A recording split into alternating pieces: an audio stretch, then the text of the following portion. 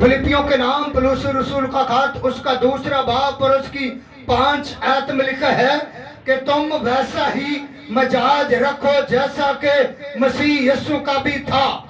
हमारे अंदर आज मजाज वो 10 दिन आता है, 5 दिन आता है, 1 साल आता है, वरना वो नजर नहीं आता। क्योंकि कलाम मुकद्दस में लिखा है कि तुम वैसा ही मजाज रखो जैसा कि मसीह यीशु का भी था। उसने गाली खाकर ना तो किसी को गाली दी, ना किसी उम्मत को, ना किसी कबीले को, ना किसी बहन को, ना किसी भाई को, ना किसी नबी को, ना पीर को, ना फकीर को, ना नबी को, बल्कि उसने गाली नहीं खाई। ना वो लिखा के गाली खाकर गाली देता था, ना वो किसी को धमकाता था, बल्कि वो बर्दाश्त करता था। आज हम सब कुछ सुन लेते हैं। हम जब दुआ करते हैं तो हम कहते हैं कि ऐ हमारे बाप, जैसी मर्जी तुम्हारी आसमान पर होती है, जमीन पर भी हो, आसमान पर उसकी मर्जी पूरी होती है, लेकिन हम जमीन पर उसकी मर्जी पूरी होने नहीं देते। हम अपनी अपनी मर्जियों के साथ जिंदगी बसर करते हैं। चर्चों में आते हैं, बहनों के अंदर वो मजाज नहीं जो बच्चों को लेकर आती है। बच्चों को अपनी गोद में रखना गवारा नहीं करती। इब्लीस बच्चों के वसीला से वर्ग लाता है। अगर बच्चे गोद में नहीं रहते तो चर्चों में ना आए, माहौल को डिस्टर्ब ना करे। प्लीज यहाँ पर खुदा की हजूरी होती है। लिखा है कि तुम वैसा ही मजाज रखो जैसा कि मसीह यीशु का भी था।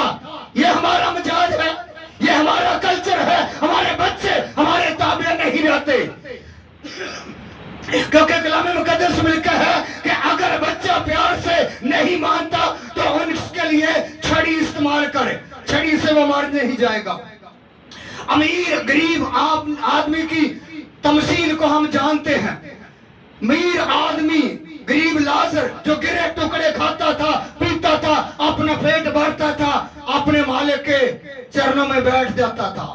लेकिन जब वक्त आया तो उसके मजाज के वसीला से, मेरे बहनों और भाइयों, अमीर आदमी आग में तड़प रहा है, लेकिन जिसके अंदर खुदा का मजाज था, लेकिन वो इब्राहिम की गोद में राम फरमा रहा है। यह है यीशु मसीह का मजाज। लिखा है कि तुम वैसा ही मजाज रखो जैसा कि मसीह यीशु का भी था।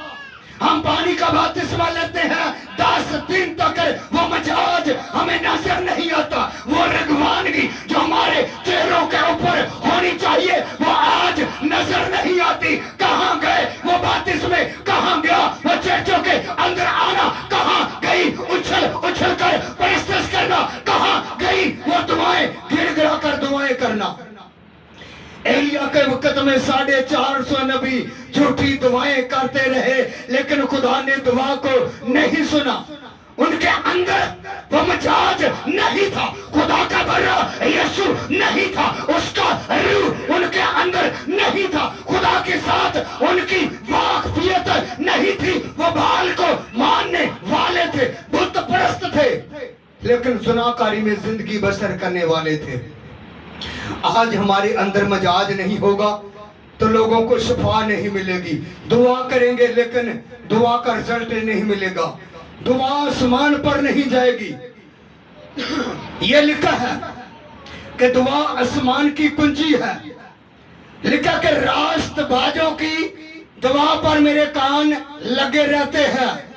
रास्तबाज बनेंगे अगर मजाज यीशु की तरह रखेंगे तो तब दुआएं आसमान पर जाएंगी। लिखा है कि तुम वैसा ही मजाज रखो जैसा कि मसीह यीशु का भी था। हम तो गालियां निकालने से बाज नहीं आते, मजाज तो दूर की बात है। लड़ाई झगड़ा होता है, अगर एक निकालता है तो इब्लीस ने हमारे अंदर जहन में, हमारी गंदी सोच में 10-12 गलत पॉइंट रखे होते हैं।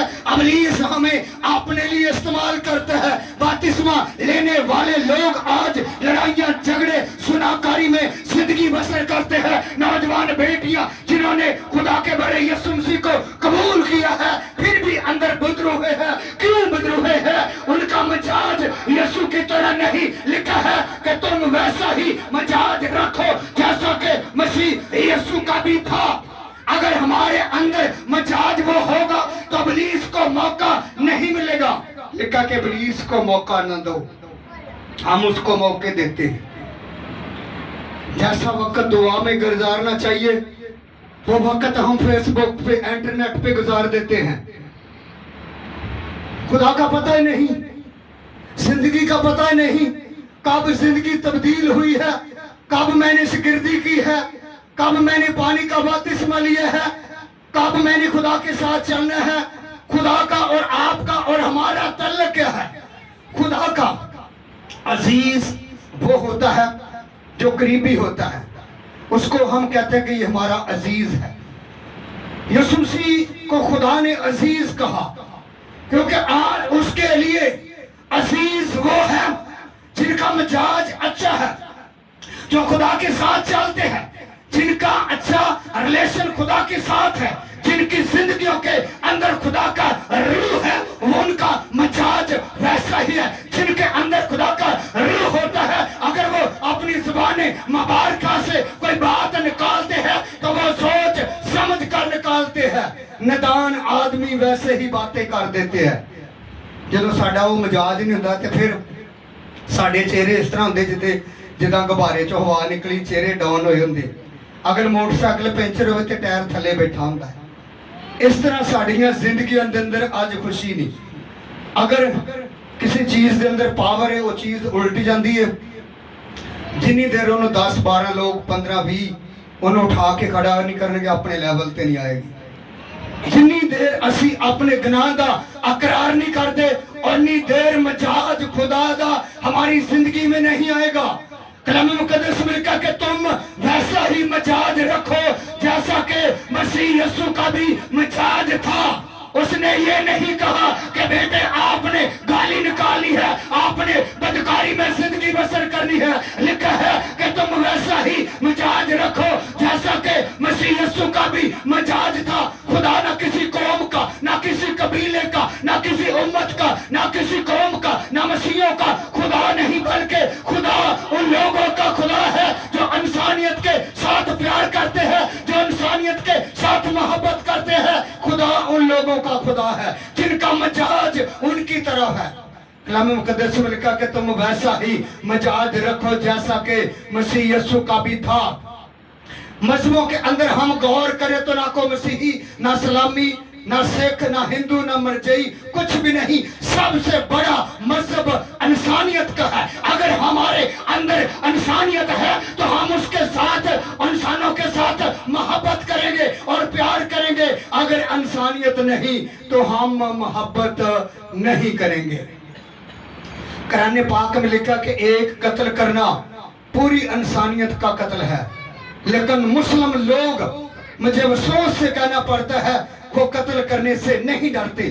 کوئی آواز بلند کر کے دکھائے کہ کسی مسیح قوم کے لیڈر نے کسی کی مسجد کو جلایا ہو، ہمارا خدا ہمیں یہ جرات نہیں دیتا۔ ہم غیرت والے خدا کے لوگ ہیں۔ لکھا ہے کہ تم ویسا ہی مزاج رکھو جیسا کہ مسیح یسوع کا بھی تھا۔ ہمارے اندر وہ مزاج آج نظر نہیں آتا۔ اگر وہ مزاج ہوگا تو ہمارے اندر خدا کا خوف ہوگا۔ مثال کی کتاب میں لکھا ہے کہ خدا کا خوف علم کا شروع ہے۔